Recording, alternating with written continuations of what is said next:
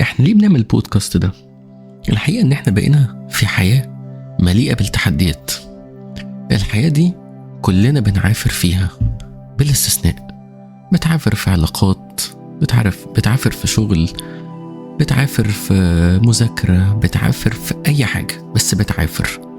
وكأننا كلنا بقينا في حرب بنحارب، واللي بيزود الحرب دي انه احنا بقينا نعلي على بعض. مش كل واحد بيحارب في طريقه، لا، احنا كل واحد فينا بيعلي على بعض.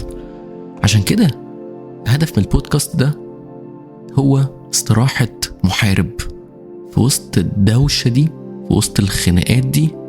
خد بوز، اهدى، فكر، طمن نفسك، شجع نفسك، قول ان انت النهاردة حاولت، خدت خطوة، وإما حاولتش ما خدتش خطوة، اديك بتفكر، اديك بتسعى، اديك بتقلب في تفكيرك علشان تبدأ تاخد خطوة.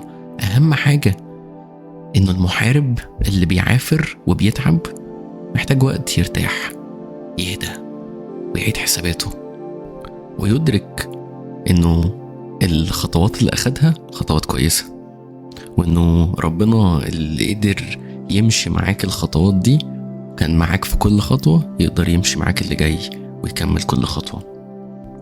والسؤال اللي هنبدأ بيه المرة دي هو احنا ليه بنبقى متضايقين في وقت ممكن مبقاش عندي فيه مشاكل قوي؟ ممكن ابقى وصل لحاجة كويسة، فرحان بالحاجة اللي انا فيها دي، بس بتضايق، مش مبسوط، مش سعيد. والحقيقة لما تيجي تبص على كام سبب كده تلاقي انه واحد من الاسباب اللي بقت مشهورة قوي في مجتمعنا ان احنا عايشين في سباق. مش بس سباق كل واحد مع نفسه، كل واحد بيجري، لا، سباق انت بتقارن فيه وضعك بالناس التانية، حالك بالناس التانية. ولما تخش النهاردة بقى تقول بقى انا عايز افصل بقى كده وافكر كده واهدى، تفتح الفيسبوك، تفتح الانستجرام، وتلاقي ستوريز، وتلاقي ريلز، وتلاقي اخبار عن ناس تانية هي في الغالب بتعلي عليك. هي في الغالب اللي هو ايه ده، انا حلمي وصل لده، ده في غيرك كسر الحلم ده وعداه ووصل اللي بعده. وكأنك في سباق، وكأنك مش بتقارن نفسك بنفسك، لا، انت بتقارن نفسك باللي حواليك. وافتكر كده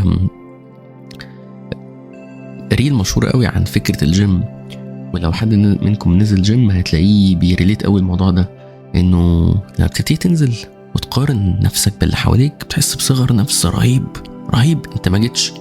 لكن لما تيجي تقول النهارده هو انا النهارده بشيل قد ايه، طب كمان شهر بشيل قد ايه، طب كمان 3 شهور، طب كمان 6 شهور، لما تيجي بعد سنه وتبص على البروجرس اللي انت حققته في خلال سنه فاتت، تقول انا الحياه فرقت قد ايه، فرقت كتير، فرقت قليل، بس فرقت.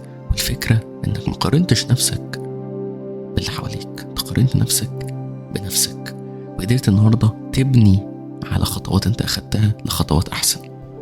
الحاجه التانية اللي بتضايقنا ان احنا بنركز على حاجات مش في ايدينا نحلها، فتلاقي نفسك وصلت لنتيجه كويسه انت تقول ده وضع البلد، ده وضع الشركه، ده وضع الشغل، ده الموضوع صعب جدا جدا، هعمل ايه وهحرك ازاي ومهما انا عملت. معلم، ما تركز في اللي في ايدك، ما تركز في اللي انت قادر تعمله، ما تركز في اللي عندك قدرة انك تغيره. بتدور على الحاجات التانية ليه؟ من الاخر لو انت ركزت على الحاجات اللي بتعملها، ما تسيب الحاجات اللي مش في قدرتك دي للي يعرف يحلها. بتشيل ربنا من حساباتك ليه؟ بتشيل ربنا ان هو يساعدك ويغير الظروف ويحسن الوضع ليه؟ ناس كتير عايشين في اوضاع صعبة بس ليهم طريق وبيمشوا طريق كويس، وربنا بيرسم لهم الطريق ده بشكل كويس جدا. افتكر من 2-3 كده جالنا مدير في الشركة، راجل عظيم جدا، فكان بيقول انه كان في وقت الشركة بتمر بيه بظرف صعب والبلد بتمر بيه بظرف صعب، والحقيقة كان بيقدر دايما يقول انه يا جماعة اللي هنعرف نعمله هو اللي في ايدينا نغيره. في ايدك انك تنزل شغلك الصبح تعمله بشكل كويس جدا جدا، تشتغل على نفسك وتحسن من نفسك. بره الاطار ده مش بتاعك، مش مشكلتك، ما تركزش عليه، سيب غيرك يركز عليه، سيب الظروف دي نشوف هنحلها ازاي، شغلك انت اهم حاجة. عشان كده بتيجي تقول في وقت العالم كله بيولع، حقيقي احنا مش مختلفين، بس على قد ما تقدر انت بتسعى وبتجتهد وبتحاول ان انت تحسن من نفسك عشان يوم ما الدنيا تتحسن ويجيلك الفرصة تبقى انت اشتغلت على نفسك، مش وقفت مكانك قلت كل حاجة بايظة، مفيش حاجة تتحل، مفيش اي هدف ونتيجة من التعب. لا، انا تعبت اشتغلت. لما الظروف تتحسن والفرصة تبقى موجودة هتلاقي الفرصة بتتلاقى مع الشخص الجاهز المستعد. الحاجة الأخيرة اللي هنتكلم فيها النهاردة، افرح بإنجازاتك البسيطة، حتى لو الإنجازات دي إنك خسيت أو اتعلمت حاجة جديدة وعرفت ناس جديدة. ادي لنفسك فرصة تستريح، ما تفكرش غير في حاجة فعلا تبسطك، حتى لو في نظر الناس ده مش إنجاز فظيع. من الآخر اخرج بره دايرة الناس شايفاك إزاي، لأن مهما عملت مش هتوصل للشكل اللي هم هيقولوا عليه الله برافو ده كويس. اخلق لنفسك معاييرك الخاصة، أهدافك الخاصة. ما تاخدش من أهداف الناس وتقول أنا ليه مش راكب العربية الفلانية، مش بسافر كل شوية، مش في وظيفة معينة. ليك طريق، ليك وقت، ليك هدف. افرح بالحاجة البسيطة اللي بتعملها، لأن الخطوات البسيطة دي توصلك لحاجة كبيرة جدا. أقول لكم على مثل بسيط جدا.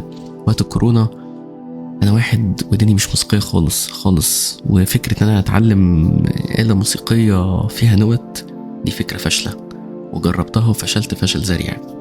معرفش ليه قلت طيب خلاص أنا عندي قدرة شوية أن أنا شاطر أن أنا بحفظ الحاجة بعناية وبحفظها بذاكرها، فتمام. فبدأت أتعلم بيانو، أتعلم الكوردز بشكل بسيط جدا، حفظتها صمتها خلاص. بدأت النهاردة أقول شكرا أنا عارف كوردز. بدأت النهاردة أعزف حاجات بسيطة مع عزفي للكوردز، تمام، بشوفها مكتوبة قدامي بعزفها، خلصت. ما خدش خطوات فظيعة، بس خدت خطوة بالنسبة لي كان في يوم من الأيام حلم مش هتحصل، أنا فاشل فيها، وأثبتت لنفسي إنه لأ عادي، ممكن تاخد خطوة وتفتكر إن الخطوة دي أنت كنت فاشل فيها. لأ، خدتها خطوة دي نجحت فيها، حتى لو مش نجاح فظيع، ما غيرتش الدنيا يعني، ما بقيتش حد فظيع في العزف، بس عملت حاجة بتبسطني.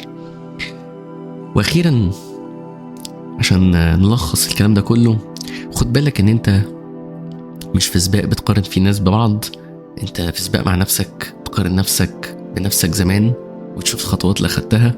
ركز دايما على الحاجات اللي في إيدك تغيرها، مش الحاجات اللي بره إطار سيطرتك. وأخيرا انبسط وافرح بالإنجازات البسيطة، وخدها إن دي خطوات بسيطة جدا لخطوات كبيرة، وحاجات تقول لنفسك إنك بتحاول وبتجتهد.